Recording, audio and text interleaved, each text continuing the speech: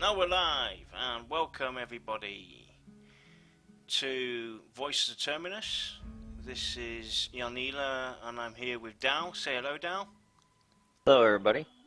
So we're going to be doing some streams about the development of Pantheon, and well, we're going to start off by talking about yesterday's stream. We finally got to see some actual footage from the game in its current state of development, pre-alpha. And Dan, what do you think about it? Well, I thought it was pretty cool. Actually, I've been waiting for quite a while. Been kind of keeping an eye on Pantheon since April of last year. And what I was really impressed about is that their pre-alpha was a pretty stable platform. Yeah, that's true. I mean, I was actually fairly amazed of the amount of input they had already in this game. I mean, they had merchants, they had the inventory, the UI, they had monsters all over the place, and it was a pretty solid display yesterday.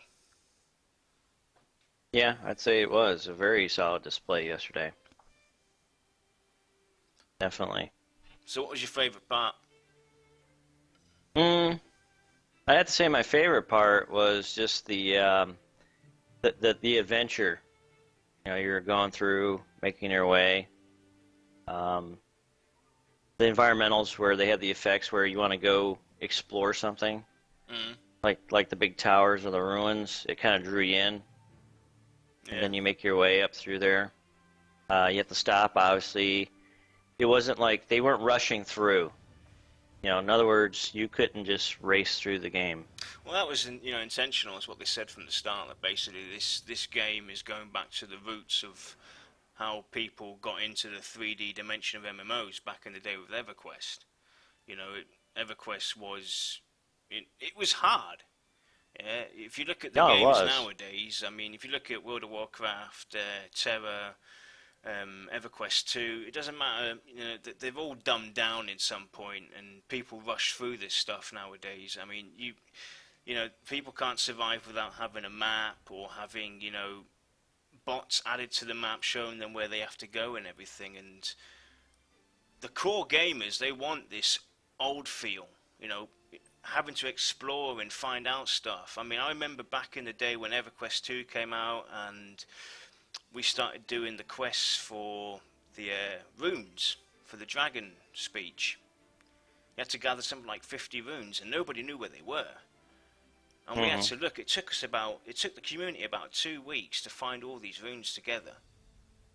And it was a fun thing to have with the community, you know, working together, and with these map systems and ingrades to the map systems, you know, the community starts dissing people as well. And, you know, Pantheon, the way they showed it yesterday, it's huge. It's going to be huge. Yeah, I like the fact that there's no exclamation points on the map, you know, or I should say actually the environment where it says, "Hey, come talk to me."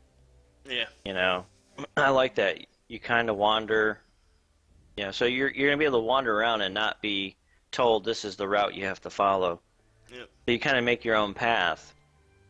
And I think that's what a lot of MMOs have a problem with, is because they're all theme parks now, where everybody flies through, beats the content, and then there's nothing left to do because their hand's been held all the way through it. Yeah. And I think the danger's missing in today's MMOs. And going back to this type of environment where it's very dangerous, roaming mobs, you know, it brings a sense of danger and adventure. It certainly does. I mean, and some challenge. Oh, certainly. I mean, these guys, they, you know, the team, they streamed for 2 hours roughly about yesterday, and they reached about one level from 7 to 8. You know, 2 hours, and it was intense. And the thing is, I hope they bring. I don't think they had corpses yesterday, But that was an aspect that I liked about EverQuest 2, having to go gather your corpse when you were in an instance, or you was in a dungeon or whatever, or somewhere where there were heroic monsters, and the group, somebody didn't pay attention, and the whole group wiped. Since people used to, when they had to gather corpses, or they got disqualified in some kind of way, they used to pay more attention to the characters. Oh yeah, I mean, that's like you just mentioned that. That's a perfect example too. Is like with today's MMOs, a lot of people don't put more emphasis on their characters and their character development.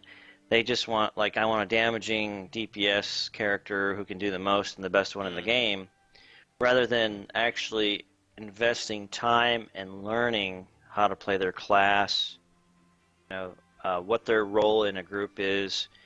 And not to mention, in most of the MMOs today, too, is almost like you're soloing the content. Yeah. There's no group play anymore. Yeah, I mean... And speaking on what you said about the corpses, I think yesterday they were doing the quick zap us over there because they didn't want to drag out the stream with a 20-minute walk, so that's why we didn't see any corpse dragging. I mean, it's like you said, people don't study their character, and they want to get to the max level as fast as they can, and if you want to go play a game like that, I hope they don't try and go on to mainstream and try and attract everybody. I hope they do stick to their word, where they say basically that they want the core players to be the players that actually want what they want. Well, I think there is. I think there's a high demand for this type of game. I think especially some of the new players, some of the younger players. I like to say, safe to say, I could be a little bit wrong on this, but if you're under age 40, maybe 35, you have no idea what this type of MMO is. Very well put. Mm-hmm. They have no idea. Yep. So I think this is going to appeal to a lot of us who have kind of grown up and lived the EverQuest style MMO, and with the challenge, but and the adventure. Let's look at this a different way, right? Now, we've been playing for years.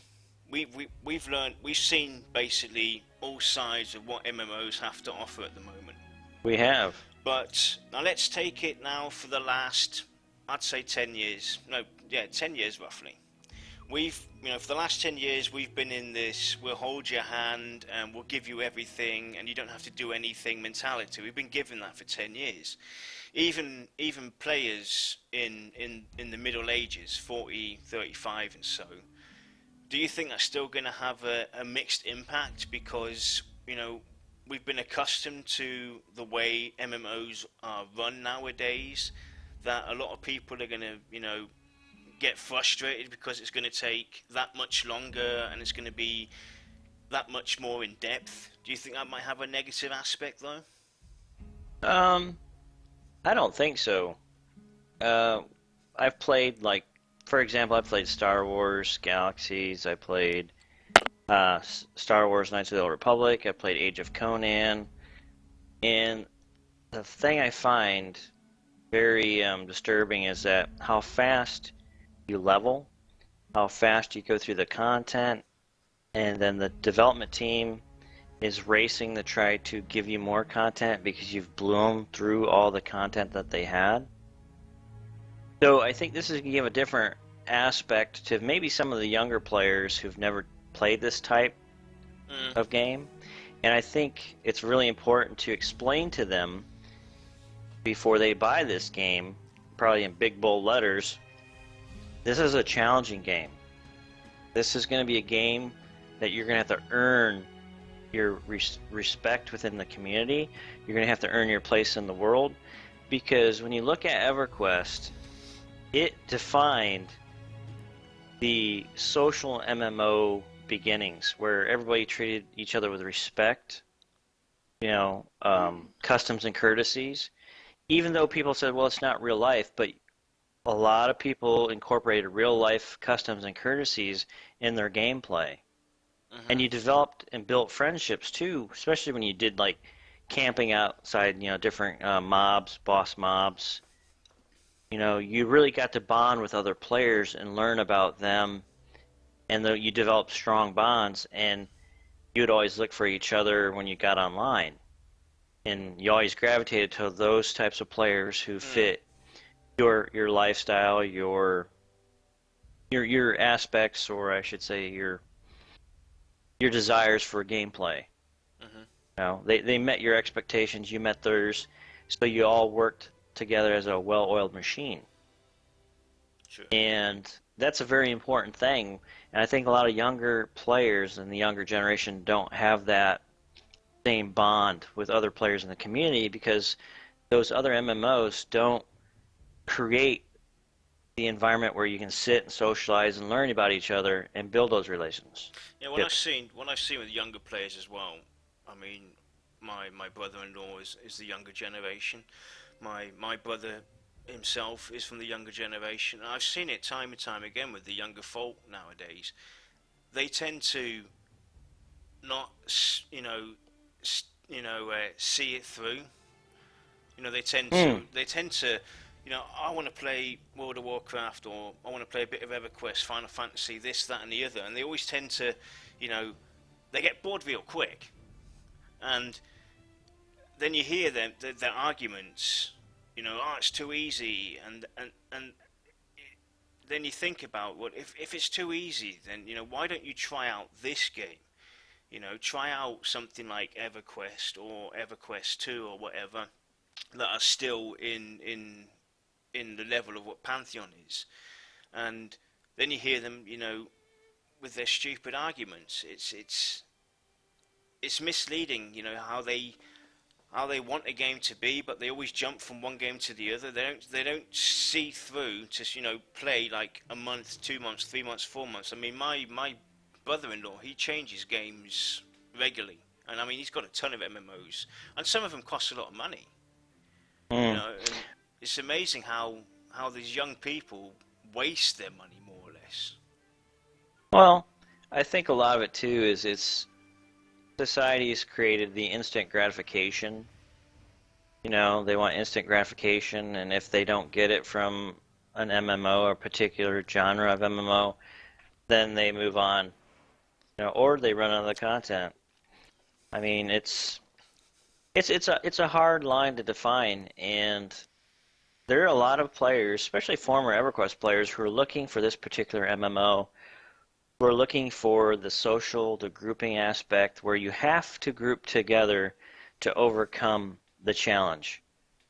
Yep. And you don't find that in a lot of MMOs. And of course, they try to give you that simulation, but a lot of it's instanced for a group of 6. Or, a group of 24. Yeah. Not to cut you off, but do we know if Pantheon's going to be a true open world? Basically, what I'm saying is, apart from going from one continent to the other, can no we travel? Zones? Yeah, no zone boundaries. Do you think we can travel from one end of the continent to the other end without having zone boundaries, or do you think that's something they're going to have to put in? I believe it's going to have zones. I think. I'm not quite sure. I mean, they might still be working on that. Yeah. I mean, there's a lot of things that they still probably working on, because they want to try to incorporate some modern ideas along with the old classic MMO. Yeah. I mean, talking about modern ideas, we've got the atmosphere and climate system, which is a really interesting thing. I mean, this is something me and you have talked about for ages. If it's been, let's say Landmark or EverQuest or whatever, let's take Landmark as a good example. We've been asking for weather since day one. We wanted weather, and we don't want it to be like it is in typical MMOs. Like, let's take EverQuest 2 as an example. If you go into Nectarless Forest, it's dark, it's foggy, it rains. You come into the Common Lands, there's constantly sun, there's no rain.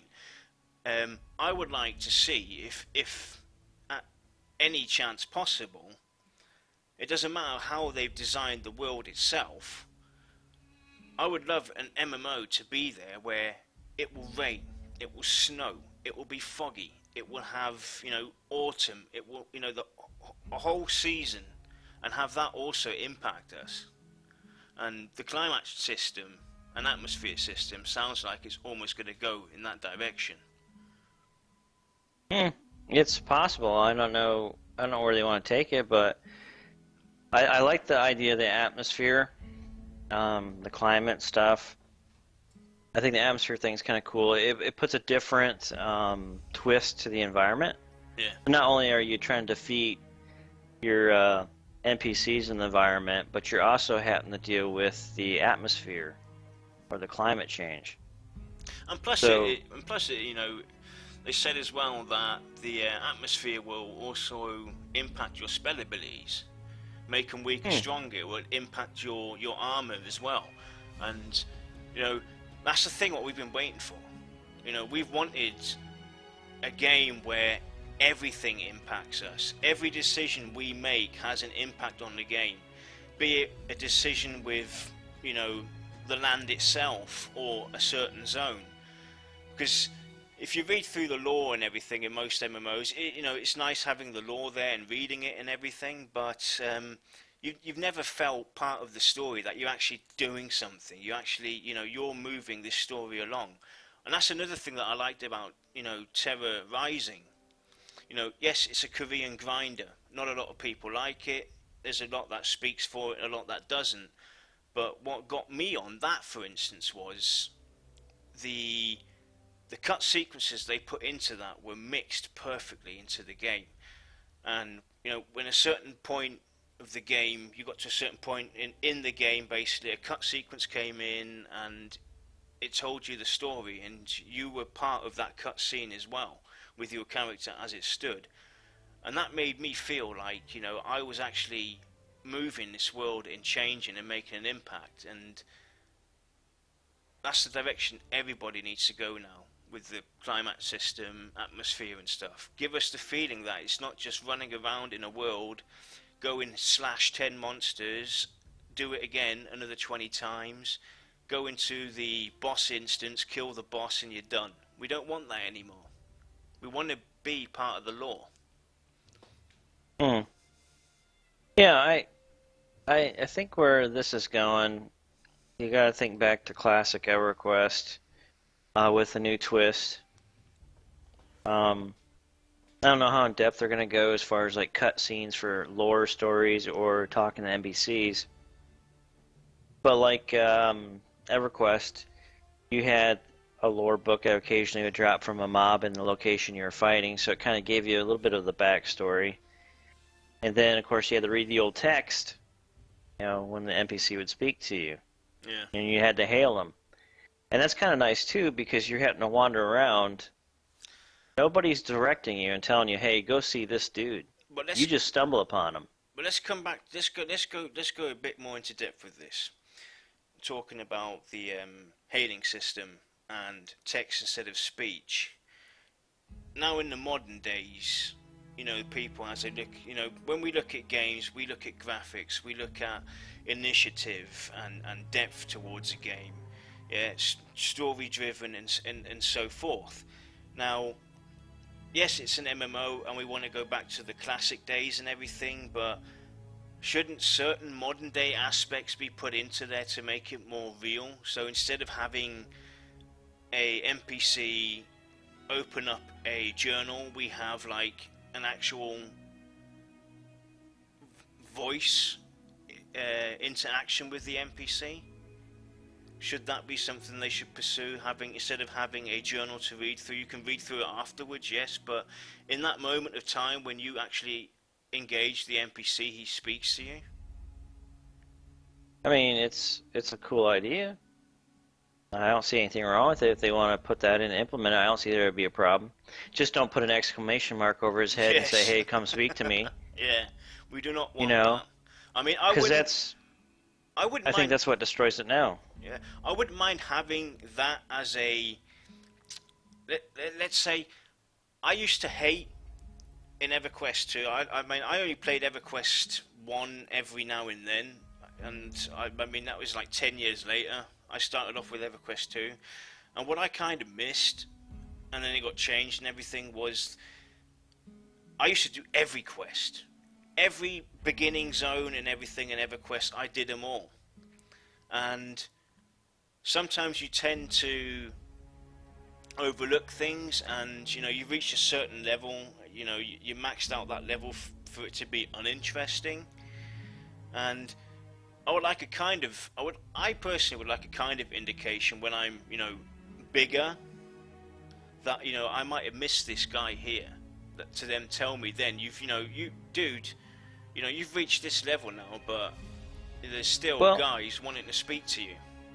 Well, I think what it should be, and the way it worked really good with EverQuest, was that, like Alakazam, I don't know if you've ever been there. Yeah.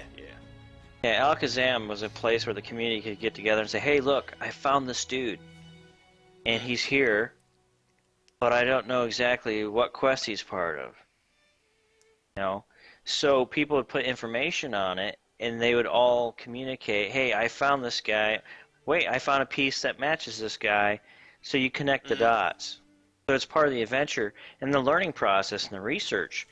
And I had more fun researching raids, learning about a mob, what I needed to bring, preparing spells, regents, getting the group ready to go adventure. And yeah, you might pass some of these guys up, but there's nothing saying you can't go back and see them to complete a quest. Well, let's look at it a different way. If we compare the games, I mean, at the beginning of a game, I mean, we had a ton of quests out there. I mean, yeah, it was called EverQuest, obviously. That's a given. But every game from there on followed that unique way of going, banging thousands of quests so that they don't get bored. Should they maybe downsize the quests at the beginning and make the storytelling of the quest a bit longer for you to advance? Or should they, keep it as they do now? Hold on one second. I got a problem here. Hold on. Go, hurry up. Okay. What was I gonna say? Answer that. Say it again, please. Sorry, I had a distraction. Yeah, I was talking about basically how at the beginning when you start off in a game, there's too many quests. It's overwhelming. You can't do you realistically you can't do them all. You're gonna have to pick and choose which way you want to go. But a lot of the old time gamers, they want to do everything. They want to achieve every quest and everything. So my suggestion or idea was basically, should they tone it down at the beginning when you start out and make the quests, the individual quests, a bit more intense, a bit more depth to it, and zone out the majority of quests in the beginning? No, I think they should have quite a few different avenues to go on. Because it doesn't limit you to what you can do. Some quests should be in depth, like EverQuest 1, there was epic quests.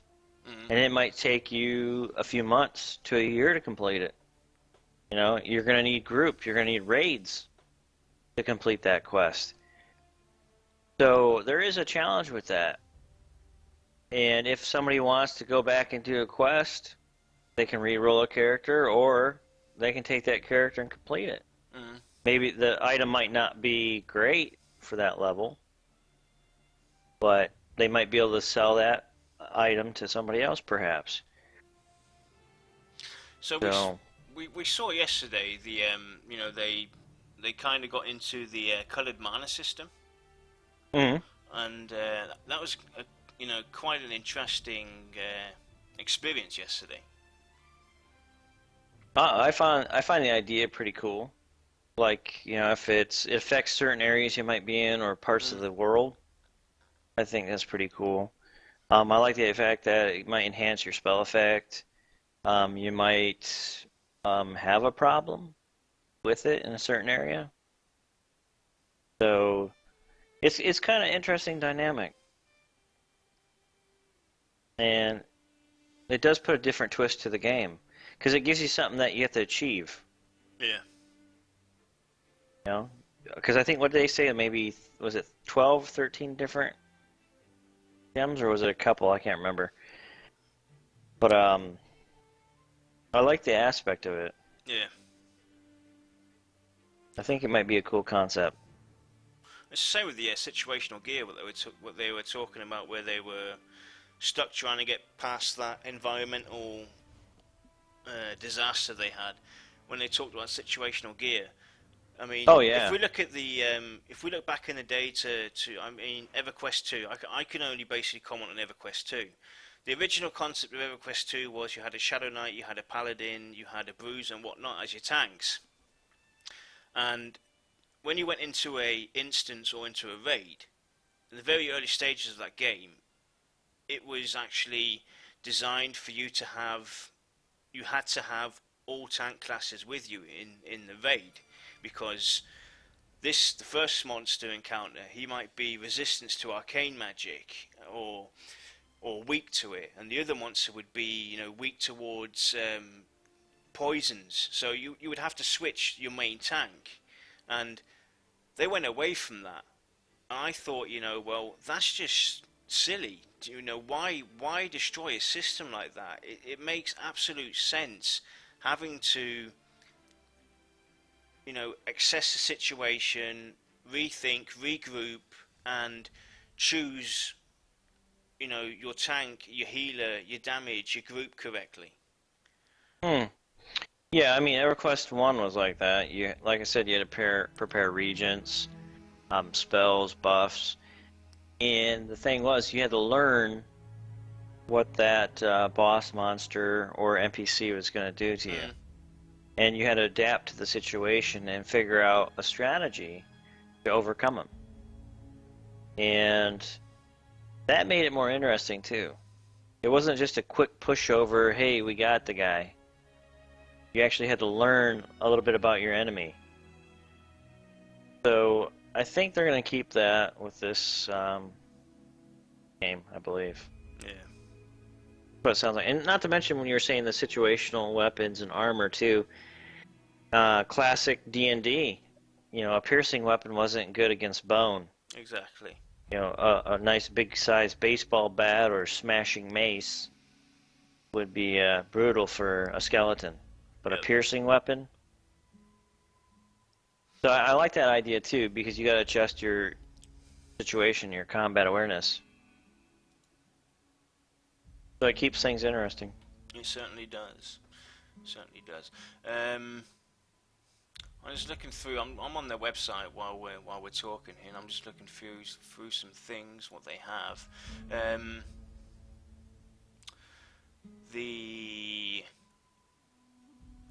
The progny system, where players will be able to retire high-level characters and then create their children as new characters.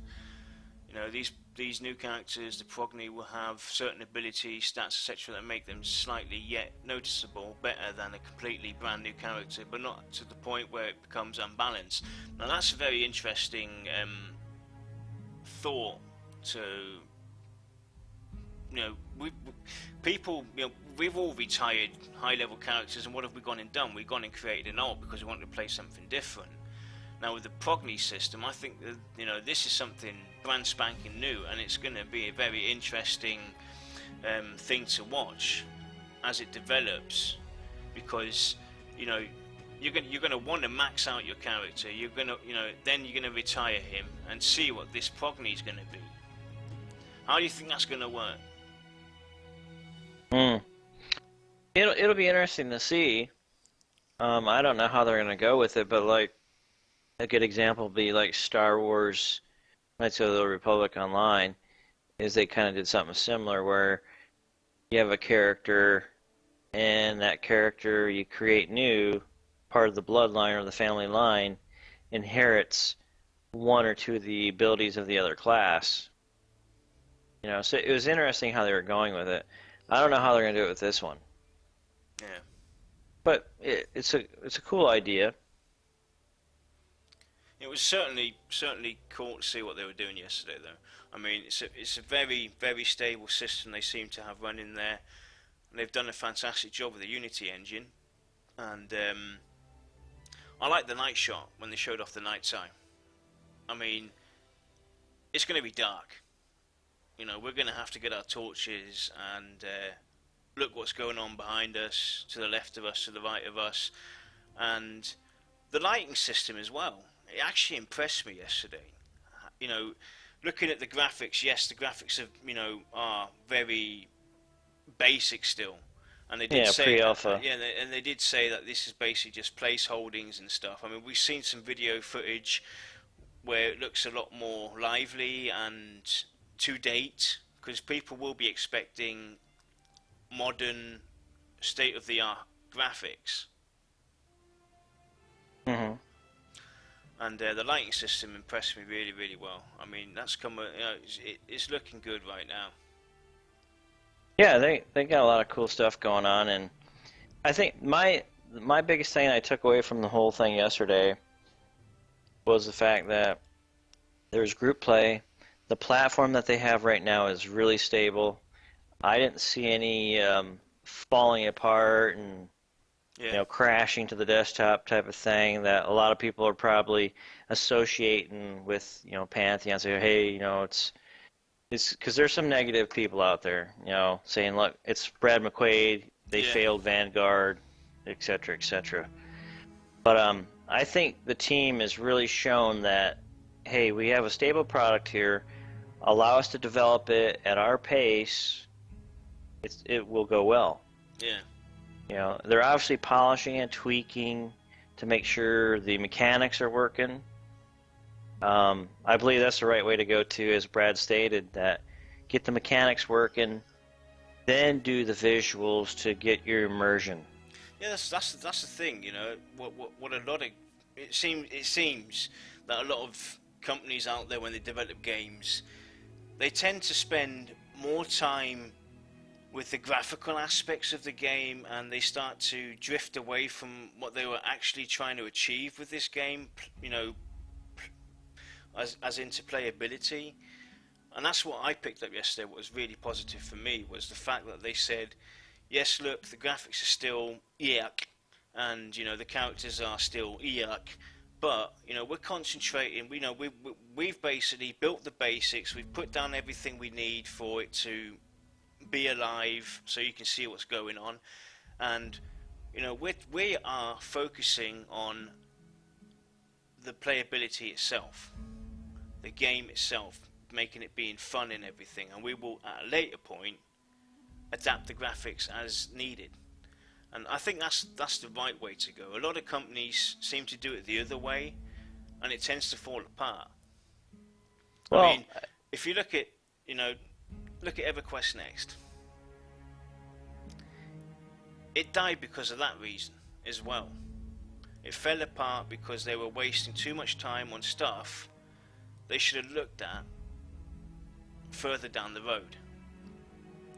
They should have got the game, or they should have got a game to a certain point where it can be, where people can view it, see it, what's going on, see the characters move, this and that, see them do quests, and then adapt their systems to it. Yeah, well, most of the MMOs today are theme parks, so it's all visually appealing, super exaggerated characters and armor, which some players like that, some don't. I mean, some like more realistic, immersion. Let's come to that now, right? Your choice, right? What would you prefer? Do you prefer the game to be, let's say, more realistic looking, as in the Witcher or Black Desert Online, or would you rather see the game in, let's go for the middle class now, a mix between Landmark and Terra, and then we'll go to the very chaotic system, which a lot of people don't like, the World of Warcraft style? What's your Graphically, if you had a choice graphically, what would it be? Would it be realistic? Would it be in between, or would it be straight out comic? no, I always wanted the fantasy to be more visually kind of a dark, scary, threatening world. Mm. You know, so more realism, not the cartoony rainbow Care Bears type environment Yeah. or very colorfulistic, you know, characters. I mean, the spell effects definitely, because that gives you your immersion, like, you know, you're whipping up some really awesome, powerful spell. But cartoony, no, I'm not in this anime cartoony type world. Mm. I think Pantheon would benefit from a more darker, sinister background, you know, because something terrible has happened. You know, and you have to fight through this sinister, you know, dark world where things have gone kind of astray. Yeah. And I think if you do it that way, you're going to attract more people to play because of the danger. Mm. It'll actually be more immersive. Because with the fantasy, cartoony, bright characters, that they've discovered that, yeah, colorful stuff like that is more towards children or younger aged adults that'll be attracted to color. I think as you get older, color's no longer super great. It's more of the immersion in the story and the more adult orientated, you know, nitty gritty life. Yeah. Well, perhaps. Getting to the word adult.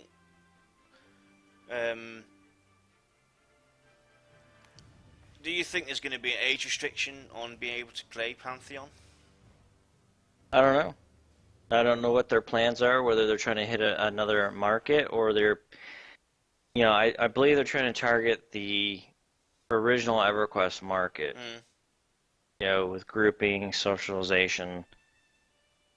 But I think also the more realistic, darker graphics, immersiveness would even make it more cemented, so to speak. You know, I think that was one of the biggest demands too that a lot of EverQuest players demanded back at some of the old SOE fanfares was they wanted to see the next EverQuest to be more darker world, not so bright and cheery. Yeah, yeah. You know, so we'll see how it goes. I mean, they might have a plan, they might not. I don't know. That they're probably still up in the air. Right, so let's go and put up the website, and let's scroll down to the classes. Oh, actually, we'll start with the races. We'll start with the races here. So we have the Achai race here, and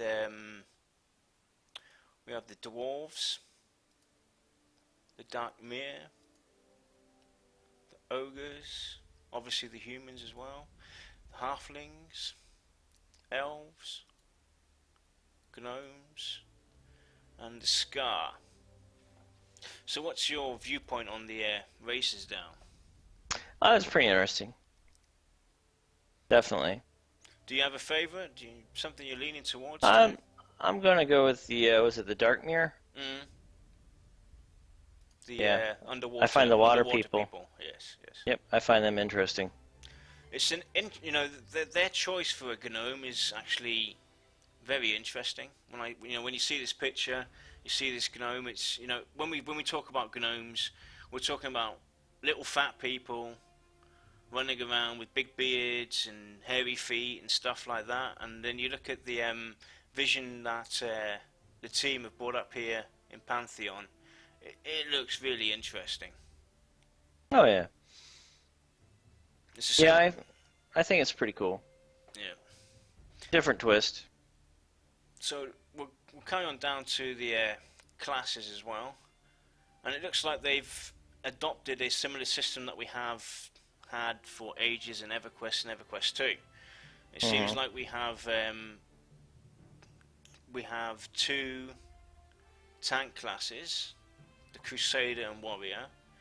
We have 3 heal classes, the Cleric, Druid and Shaman, I would presume. Then we have the Scouts, the Ranger, the Rogue and the Monk. And let me see what the Dire Lord was. And that seems to be the magical classes. So we have the Enchanter, Wizard and the Dire Lord and Summoner. So it's an interesting choice of classes. Any class you think is missing? No, but I'm sure there's some folks who'd like to see like Necromancer, you know, or a Warlock type, you know, class. Yeah. So I think they said something about a Necromancer or something like that later on. Yeah. But I think these are going to be the starting classes here. But it seems we're going to have like 12 classes at the beginning, which is it's a good number. Oh yeah, it's definitely it's good variety of choice. I mean, we started off with in EverQuest 2 with 12, I think, as well, and you know, it's worked out ever since. And there's always room for expansions to bring another class Exactly. You know, to obviously create more stuff, give players that opportunity. Might go back and hit that missed quest you were talking about. Yeah. So a lot of cool stuff coming, I think. And I like the idea that they're trying to bring back some of those old elements that the classic EverQuest, you know, kind of set. Yeah. So let's go and have a look at this world for a minute. Try and bring it up. So, let me go and scroll around. Scroll out a bit. So if we look at this first continent, Rainfall. I mean, this game's going to be huge. It's going to be really, really big. I mean, what we saw yesterday, they were running through.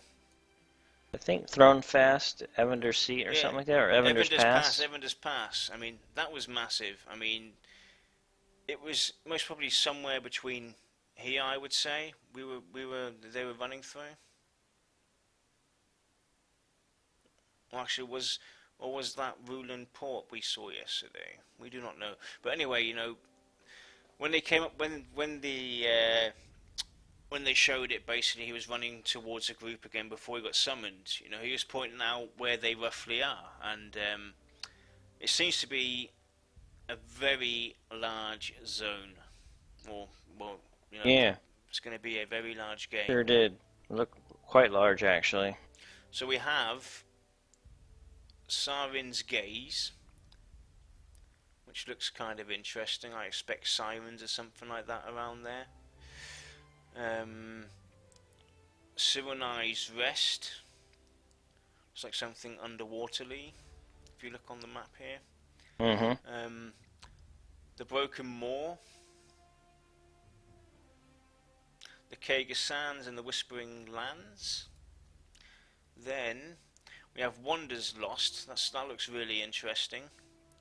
What that's going to be. Valley of the Watchmen. Burning Sanctum. The Dead Vault. And Skargol on Rainfall's continent. And let's go over to King's Reach. And let me scroll out a bit. So let's have a look at it as a whole. So that's King's Reach here on the right side. New to that was Wild's End. That was the last expansion towards this map, correct? So we have Tower of the Reckless Magician,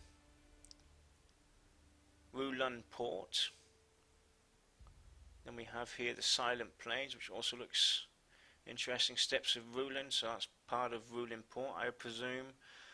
Vial of Azeris, Avendir's Pass, the Silent Sanctum. Thronefast is the starting city for the humans, I think was what they were saying yesterday. Then the Fey Wood, Fethal, and the Seven Locked Door. And last of all is Wild's End. So it's, you know, they've got a lot planned out already. I mean, if we look at some of the other games out there weren't a lot that they put into the original release of their games. And they've got a lot planned out already.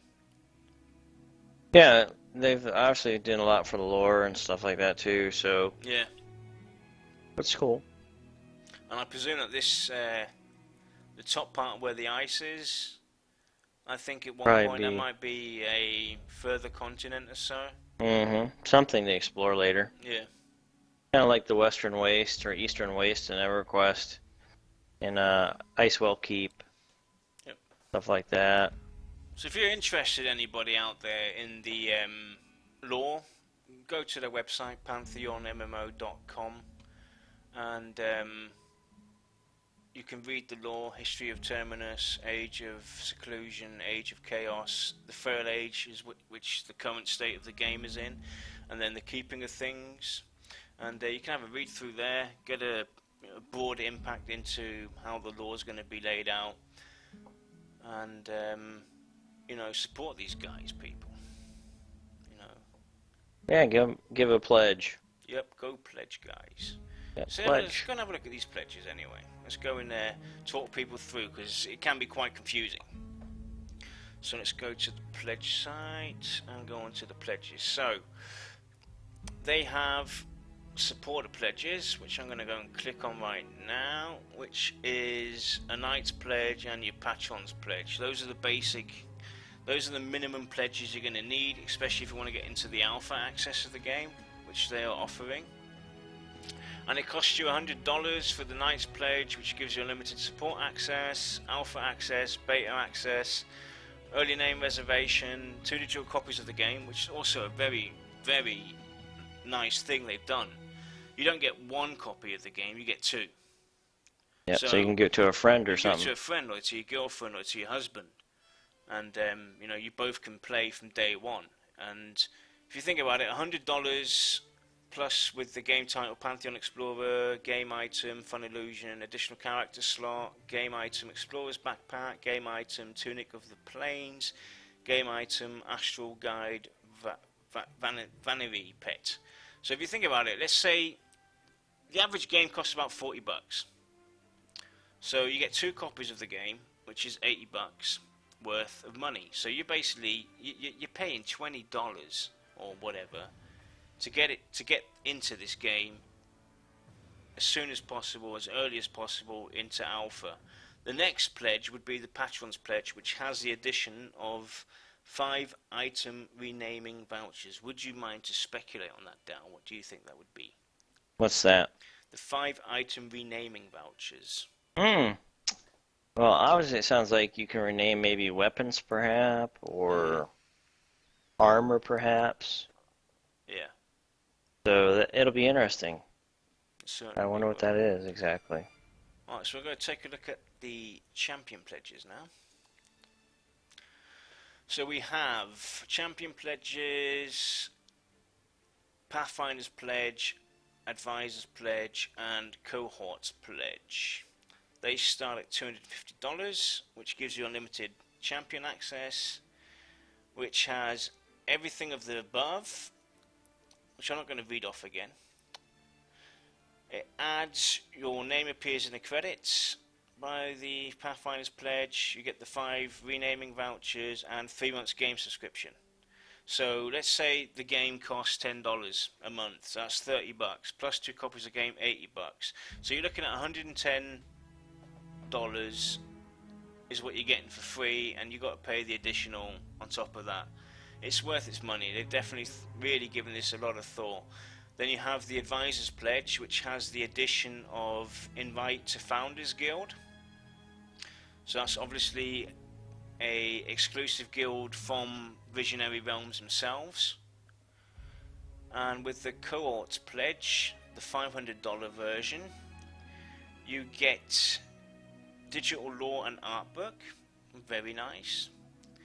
In-game cohort nameplate, sounds very interesting. A physical item, the Celestious cloth map, and postcard from the team on top of that.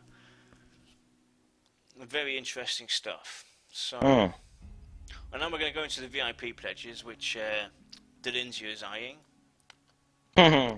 So we have the Ultimate Pantheon Access Plus Legendary VIP Pledges benefits, and they start at $1,000 up to $10,000, and they can either be paid in one foul swoop, or $100 a month for 1 year, or $300 for 1 year, or $1,000 for 1 year. Gives you also unlimited VIP access, everything of the above again.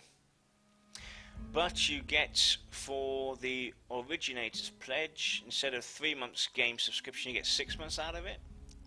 You get also invited to the Founders Guild, the Lore Book and Art Book. You get the in-game Originator nameplate. And what's interesting is the pre-alpha tester access. So if you want to, if you're eager and you're interested, really interested, you can actually get into their testing phase pre-alpha and test out the game. You get your name in the tester credits and tester forum tag as well. And for the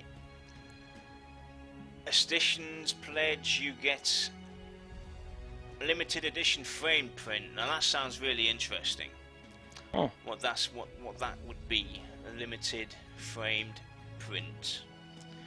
And for the Ascendance pledge, which Dalinsia would love to do,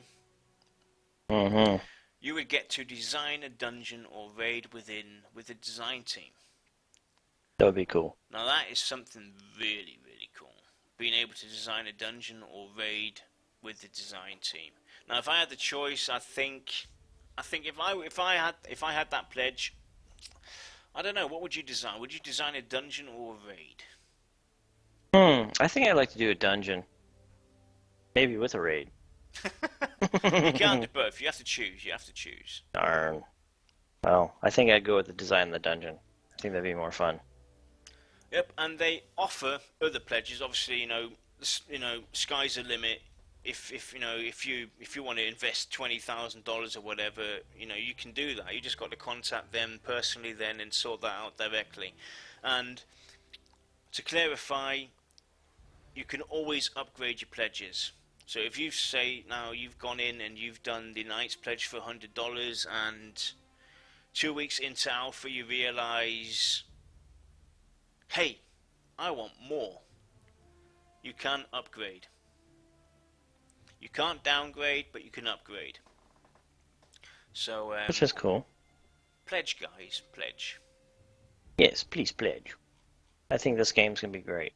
It certainly does look like it's going to be groundbreaking, but that's what we expect from Brad McQuaid. In all honesty, I mean he's we can call him the founder of the 3D MMOs back in the day, EverQuest. Vanguard, he took that to the next level, and a lot of people were upset when it got cancelled. And now they're going with Pantheon. So anything else you want to add or say to anybody out there?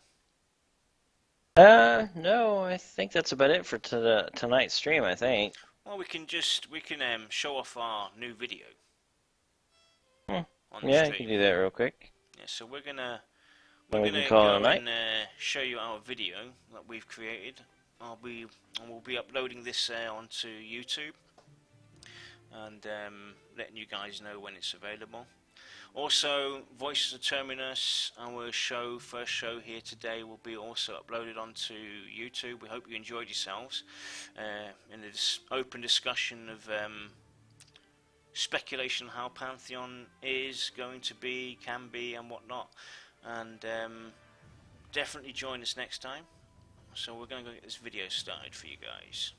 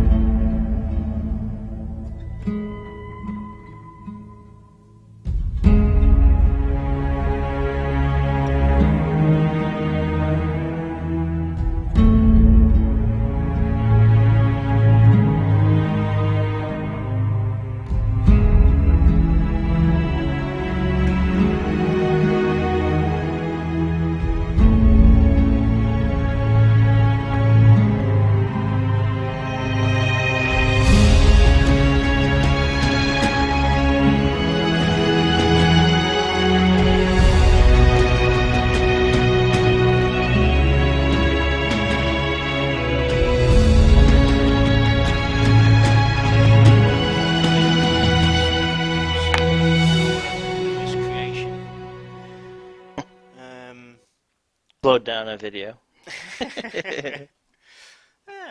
So what's any closing statement you want to give? The only thing I can say is hopefully you guys go out there and pledge to Pantheon. Watch the Pantheon Twitch stream they did yesterday and enjoy the mechanics of the game, enjoy how they worked through it, and they showed you how it's an actual working product.